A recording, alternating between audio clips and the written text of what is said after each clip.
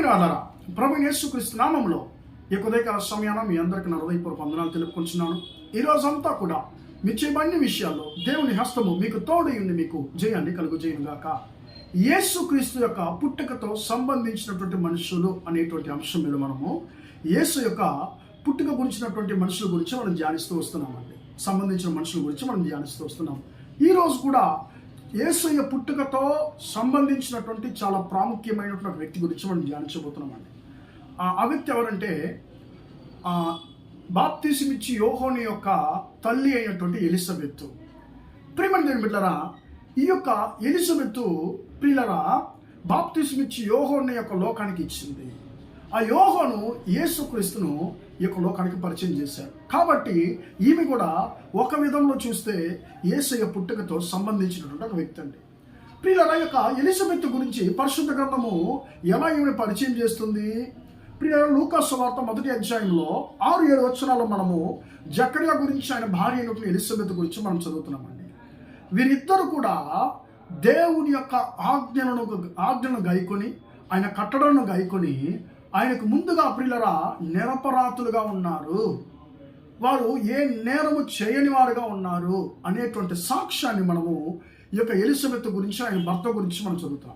ఈ యొక్క ఎలిజబెత్ ఎవరండి అంటే అహరోను యొక్క కుమార్తెలో ఒకటి అని చెప్పబడుతుందండి. ఈ ఎలిజబెత్ ఎవరంటే లేవి వంశానికి చెందినటువంటి ఒక స్త్రీ.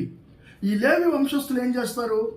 యాజకులుగా వారు ఇతరుల పాపముల కొరకు పాప పరిష్కారము బలి అర్పిస్తారండి. అప్పుడు ఇతరుల కొరకు విజ్ఞాపన చేసేటువంటి జీవితము అది. ప్రియులారా, ఇప్పుడు ఈ యొక్క ఎలిజబెత్ యొక్క జీవితాన్ని తీసుకున్నట్లయితే ఆమె గర్భము ప్రియులారా మూసివేయబడి ఉంది. ఆమె గర్భం దీవించబడలేదు దేవుని ద్వారా. కానీ ఆమె జీవితాన్ని చూస్తుంటే దేవుని వదిలిపెట్టలేదండి. చాలాసార్లు మనకు ఆశీర్వాదం, మనకు ఆశించినటువంటి ఆశీర్వాదాలు మనకు దొరక్కపోతే మనం దేవునికి విరోధంగా మనము కోపగించుకునేటువంటి మనుషులు చాలామంది చూస్తామండి. దేవునికి విరోధంగా సనుక్కునేటువంటి మనుషులు చాలామంది చూస్తున్నాం. కానీ ప్రియులారా, ఎలిజబెత్ను మనం గమనించినట్లయితే ఆమె గర్భము బంధించబడి ఉంది, ఆమె గర్భం దీవించబడలేదు. అయినా కూడా దేవుని మీద ఆమె కోపగించుకోలేదు, దేవునికి విరోధంగా ఏ యొక్క మాట ఆమె పలకలేదు, దేవుని విడిచిపెట్టలేదండి. ప్రియమైన దేవుని బిడ్డలారా, ఎలిజబెత్ ఒక నిర్ణయంతో ఉన్నది తన జీవితంలో. అయ్యా, నా గర్భాన్ని నువ్వు ఆశీర్వదించకపోయినా నేను మాత్రం నేను వదిలిపెట్టనయ్యా, నేను నీకు విరోధంగా ఏ మాటలు మాట్లాడను, నేను గట్టిగా పట్టుకుంటాను, నీతో ఐక్యతగానే జీవిస్తాను అనేటువంటి నిర్ణయము ఎలిజబెత్ తీసుకుని ఉంది. కాబట్టి ఆమె దేవుణ్ణి స్థిరంగా ఉండగలిగింది. ఈమె దేవుణ్ణి స్థిరంగా ఉండగలిగింది కాబట్టి జకర్యా ఆ యొక్క యాజక పరిచర్య ఏ యొక్క సమస్య లేకుండా కొనసాగిందండి.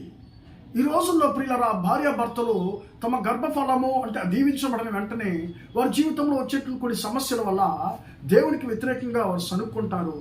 చాలామంది యొక్క పరిచర్యలు భార్యాభర్తల్లో వచ్చేటువంటి సమస్యల ద్వారా దేవుని పరిచర్యలు ఆగిపోయేది కూడా మనం గమనిస్తున్నాం. ప్రియమైన దేవుని బిడ్డలారా, కానీ యొక్క ఎలిజబెత్ తన భర్తకు ఏ మాత్రం ఆటంకాన్ని కలిగించలేదు. నా గర్భం దీవించబడలేదని చెప్పి దేవునికి విరోధంగా ఆమె సనుక్కోలేదు, పోరాడలేదండి. ఆమె యేసయ్య దేవునితో ఒక ఐక్యత కలిగిన జీవితం జీవించింది. కాబట్టి ప్రియులారా, వారిద్దరు కూడా వృద్ధాప్యులుగా ఉన్నారు, ముసలోళ్ళు అయిపోయారు. అలాంటి సమయంలో ఆమెని దేవుడు దీవించాడు. ఈ యొక్క లోక రక్షకుడైనటువంటి యేసయ్యను లోకానికి పరిచయం చేయబోయేటువంటి గొప్ప ప్రవక్త అయినటువంటి బాప్తిసమిచ్చి యోహానును ఆమె గర్భాన దేవుడు ఉంచాడు. ప్రియమైన దేవుని బిడ్డలారా, ఇప్పుడు ఎలిజబెత్కు ఒకటి అర్థమైపోయింది. దేవుడు నన్ను కటాక్షించాడు, నా నిందను ఈ రోజుల్లో నా నిందను తొలగించాడని చెప్పి ఆమె ఏం చేస్తున్నాడు? దేవుడు స్తుతించేది మనం చూస్తున్నామండి. ఆమెకు అర్థమైపోయింది, నా గర్భంలో ఉండేది మామూలైన బిడ్డ కాదు, మామూలైనటువంటి శిశువు కాదు, ఇది యొక్క లోక రక్షకుడైనటువంటి మెస్సియాను ఈ లోకానికి పరిచయం చేయబోయేటువంటి గొప్ప ప్రవక్తల దేవుడు నా గర్భంలో ఉంచాడని దేవుడు స్తుతించేది మనం చూస్తున్నాం.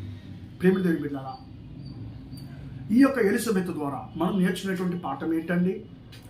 ఆమె దీవించబడిన సమయంలో కాదు, ఆమె దీవించబడని సమయంలో, ఆశీర్వాదం పొందుకోని సమయంలో కూడా ఆమె దేవునికి వ్యతిరేకంగా ప్రవర్తించలేదు, దేవునికి విరోధంగా మాట్లాడలేదు. దేవునితో ఐక్యత కలిగి జీవించినటువంటి వ్యక్తిగా ఉన్నది. కాబట్టి ఆమెని దేవుడు రెండింతల ఆశీర్వాదంతో ఆమెను ఆశీర్వదించాడు, ఆమె గర్భాన్ని ఆశీర్వదించాడు.